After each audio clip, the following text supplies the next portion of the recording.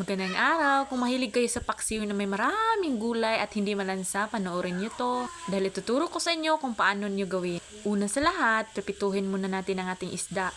Yung prito na hindi masyadong lutong. Basta lang maalis yung lansa katulad nito.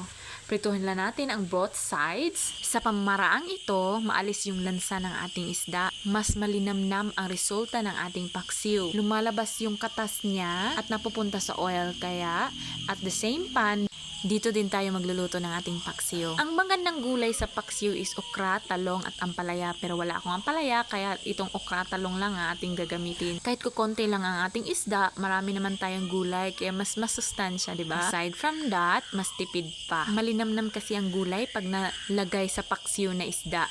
Hanguin na natin ang ating isda at igisa na natin ang ating mga spices. Kailangan natin na maraming bawang, onion, luya, pinaka-importante sa paksiw, at saka siling haba at atsyal. Igisa natin ang ating mga spices sa the same oil para lumabas ang aroma nito. At saka ilagay na natin lahat-lahat ng mga recados kagaya ng isda, ng gulay, at saka timplahan na natin dito. Huwag nyo masyadong itustang ang iyong mga spices. So ngayon, lagay na natin ang isda, i-arrange natin mabuti para hindi magdurog-durog. Hindi naman to masyadong madurog kasi naprito na natin ang bahagya. Ilagay na natin lahat. Basta magluluto kayo nito, kukunti na isda, okay na yun basta maraming gulay. I-arrange din natin ng mabuti ang ating gulay para pag kumuha na tayo pagkaluto nito, hindi magdurog-durog. Mas gusto ko kasi yung kabilang bahagi isda, kabilang bahagi okra, kabilang bahagi talong. Kaya in-arrange ko itong mabuti.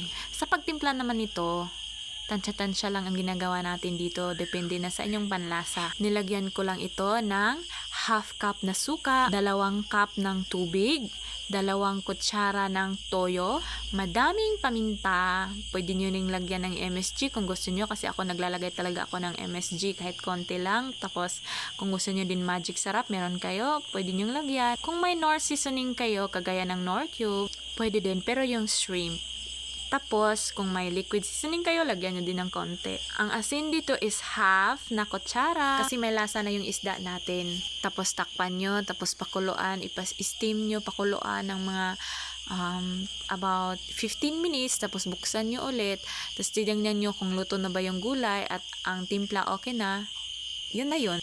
I-adjust na lang yung timpla after 15 minutes kasi ang gulay na lang lutuin natin kasi medyo luto na yung isda natin konti na lang maluto na to. Ganyan lang kasimple ang pagpaksiw ng isda, 'di ba?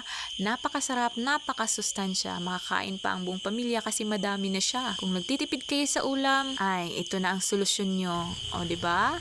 Ang sarap-sarap, kain tayo.